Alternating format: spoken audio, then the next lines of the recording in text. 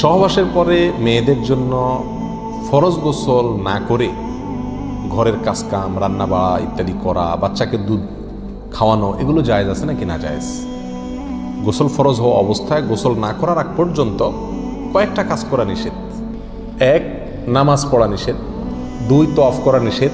3, মসজিদে অবস্থান করা নিষেধ। 4, কোরআন স্পর্শ করা নিষেধ। 5, কোরআন পড়া নিষেধ। এই 5টি কাজ ছাড়া আর কোনো কাজ কিনা নিষেধ না।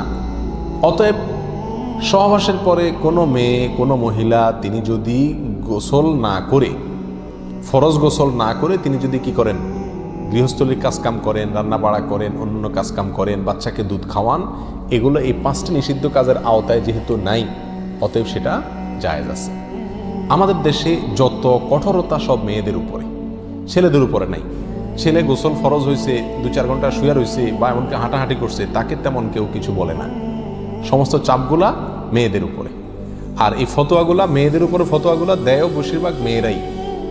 কথার কথা, ননদ আছে, শাশুড়ি আছে বা অন্য কেউ আছে বা জাল আছে, তো তারা খোঁচাইতে শুরু করে যে গোসল না করে বাচ্চাকে দুধ খাওয়াচ্ছে। কোনো বাচ্চা কাঁদতে কাঁদতে মরে যায় কিন্তু দুধ খাওয়ায় না, কেন? কারণ গোসল করেনি। এগুলো না জানার কারণে হয়েছে। ফরজ গোসল না করে 5টি কাজ করা নিষেধ, এর বাইরে আর কোনো কাজ নিষিদ্ধ না। অতএব এমনকি আপনি রোজাও রাখতে পারেন, কি ফরজ গোসল না করে রাখতে পারেন বলতে সাহরি খেতে পারেন, সাহরি খেয়ে রোজা শুরু করতে পারেন। তাহলে আপনি বাচ্চাকে দুধ খাওয়াতে পারবেন না, কে বলেছে? বাসায় কাজ করতে পারবেন না, কে বলেছে?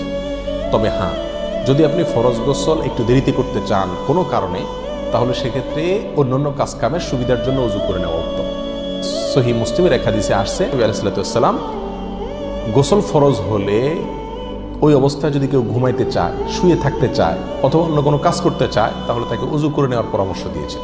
অতএব ওযু করে নিয়ে এরপর অন্যান্য কাজ করা উত্তম। এর বাইরে ওযু ছাড়া যে সে কিছু করতে পারবে না, ব্যাপারটা এরকম না।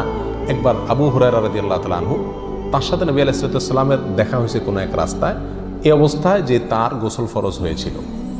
তো আবু হুরায়রা রাদিয়াল্লাহু তাআলা রাসূলুল্লাহ সাল্লাল্লাহু আলাইহি ওয়াসাল্লামকে দেখে এড়াইয়া চলে গেছেন, একরকম পালায়া চলে যাওয়ার মতো, যায় তাড়াতাড়ি করে গোসল টোসল করে তারপরে আসলেন। নবী আলাইহিস সালাতু ওয়াস সালাম জিজ্ঞাসা করলেন, আবু হুরায়রা তুমি কই গেছিলা? তোমার দেখলাম। বলে, ইয়া রাসূলুল্লাহ, আমার গোসল ফরজ হয়েছিল, তো আমি আপনার সঙ্গে বসবো, সময় দেব, ফরজ গোসল অবস্থায় আমার কাছে জিনিসটা অপছন্দ লাগলো, নাপাক অবস্থায় এভাবে থাক, আপনার সাথে সাক্ষাৎ করব। তখন নবী আলাইহিস সালাতু ওয়াস সালাম বলেছেন, সুবহানাল্লাহ, মোমেন আবার নাপাক হয় নাকি? অর্থাৎ এটা তো একেবারে তোমার পুরো বডি নাপাক হয়ে গেছে, টাচ করলে আমি নাপাক হয়ে যাবে, ব্যাপারটা তো এরকম না। তুমি এটাকে এত কঠিনভাবে নিয়েছো কেন? তাহলে এই সব হাদিসগুলোকে সামনে রাখলে মোটামুটি পরিষ্কার হয়ে যায়। আমাদের আয়েশা রাদিয়াল্লাহু তাআলা আনহা থেকে এক হাদিসে আসছে, তাকে জিজ্ঞাসা করা হয়েছিল যে নবী আলাইহিস সালাতু ওয়াস সালাম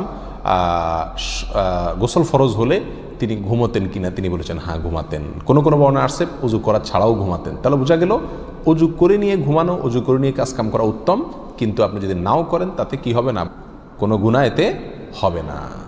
আল্লাহু আ'লাম।